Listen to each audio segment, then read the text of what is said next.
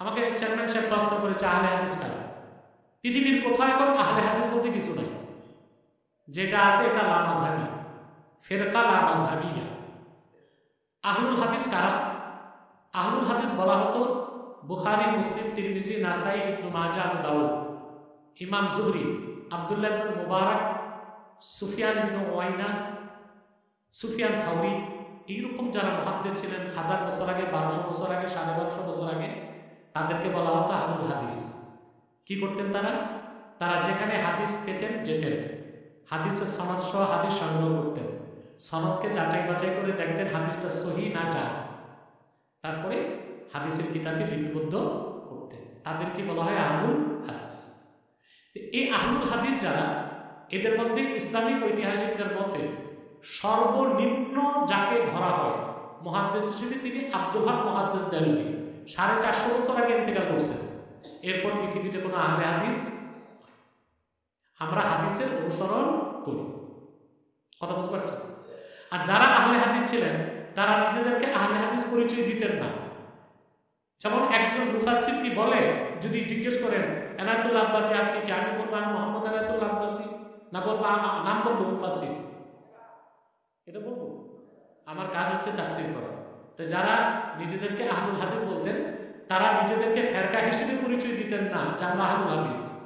তারা নিজেদেরকে বলতেন মুসলিম, মুমিন, যার যে মাযহাব ছিল সেটা বলতেন। কাজ কি? কাজ হচ্ছে হাদিসের খেদমত। এই হাদিসের খেদমত যারা করতেন তাদেরকে বলা হতো আহলুল হাদিস। পরবর্তীতে ইংরেজ আমলে একজন নবাব ছিল ভূপালে, কোথায়? একদম ইংরেজের শুরু অবস্থায় সে একটা ফেরকা চালু করলো, লা মাযহাবী ফেরকা, বুঝলেন? এই তখন থেকে এই নামটা উপমহাদেশে আসলো, একটা ফেরকার নাম আহলে হাদিস। কি নাম? একটা নবাব থেকে, ইংরেজ আমলে নবাবের বাড়ি ছিল ভূপালে, এই 200-250 বছর আগে এই ফেরকাটার নামকরণ করলো কি নিজেদেরকে আহলে হাদিস। ওই যে পূর্বে যারা আহলুল হাদিস ছিল তাদের সেই পবিত্র দামি নামটাকে নিয়ে তারা অপব্যবহার করতে লাগলো।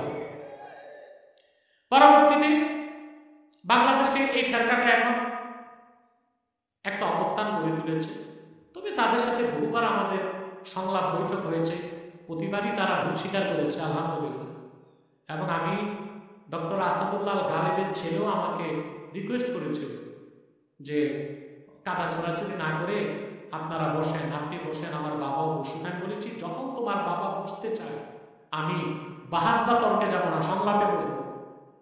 4 বছর চলে গেছে, এখনো কোনো খবর নাই। আপনি স্পষ্ট মনে রাখবেন, আপনি যদি নিজেকে বলেন আহলে হাদিস, যাতে হাদিস মানেন, তাহলে আপনি কি কোরআন মানেন না? তা আপনার নাম আহলে কোরআন না রেখে আহলে হাদিস রাখছেন কেন?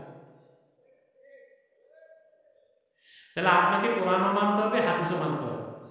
এখন আসে সব হাদিস বিশ্বাস করতে হবে, সব হাদিস কি মানা যাবে?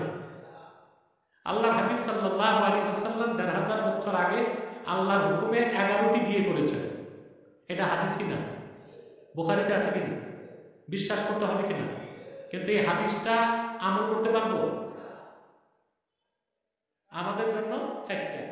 কয়টা? একটা। লাগলে পারলে, লাগলে পারলে, লাগলে পারলে। এই যে অনেক মৌলবী কয় 4 বিয়ে সুন্নাত, এটা কোনো কিতাবে নেই। আল্লাহ বলেছেন ফানকিহু মা তাবা লাকুম মিনান নিসাই মাসনা ওয়া থুলাথা ওয়া রুবা ওয়া ইন খিফতুম আল্লা তা'দিলু ফাওয়াহিদা। 2টা বিয়ে করো, 3টা নয় 4টা। আর যদি জাস্টিস, ইনসাফ করতে না পারো তো একটা। কয়টা? তো 4 বিয়ে করা কি সুন্নাত না জায়েজ? জায়েজ। কিন্তু আল্লাহর হাবিব সাল্লাল্লাহু আলাইহি সাল্লাম আল্লাহর হুকুমে বিয়ে করেছেন কয়টা? 11টা। ওটা হাদিস কিনা? ওই হাদিস কি মানা সম্ভব উম্মতের পক্ষে? তা দেখা যায় সব হাদিস বিশ্বাস করা যায়, মানা যায় না।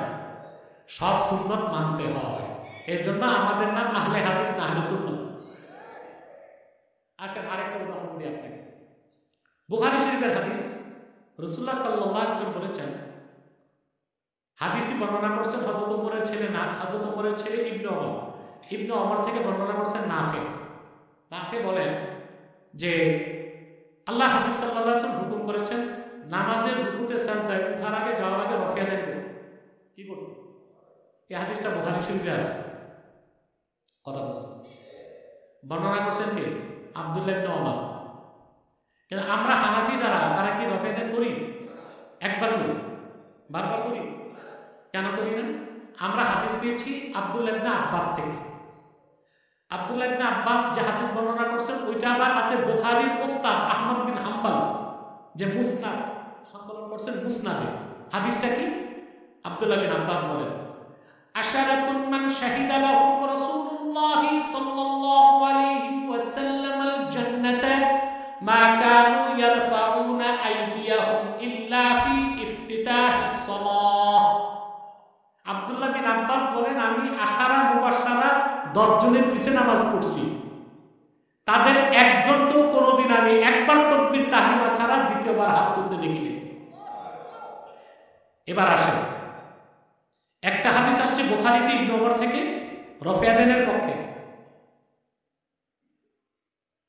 আর আমরা যেটা হাদিস বললাম এটা আসছে মুসনাদে, ওইটা আবার বুখারীর উস্তাদ আহমদ বিন হাম্বলের বর্ণনা, ওখানে আসছে রফিয়াদান করা।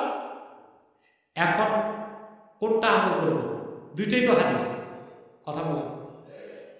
এখন মনে করেন যে জীবনও হাদিস পড়ে নাই, মাদ্রাসায় যায় নাই, আন্ডা ব্যাপারে, রসুন ব্যাপারে,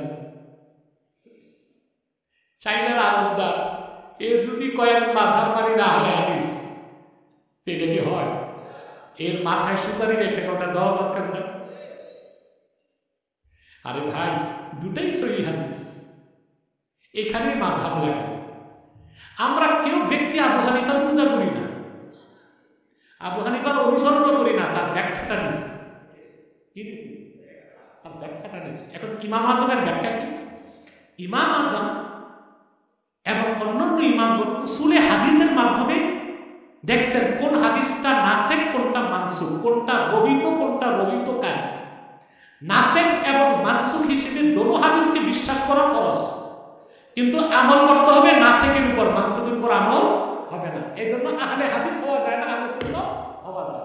কারণ যে হাদিসটা নাসেখ ওটা হাদিস এবং সুন্নাহ, আর যে হাদিসটা মানসুখ ওটা শুধু হাদিস, ওটা সুন্নাহ না। এখন নির্ধারণ কেমন হলো কোনটা নাসেখ কোনটা মানসুখ?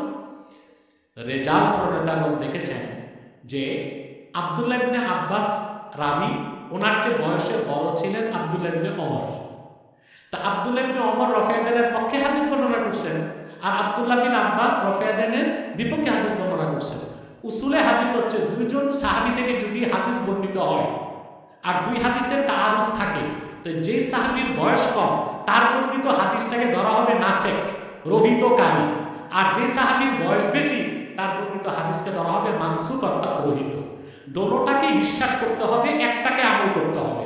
দোনোটা হাদিস হিসেবে মানতে হবে, সুন্নত হিসেবে একটা আমল করতে হবে।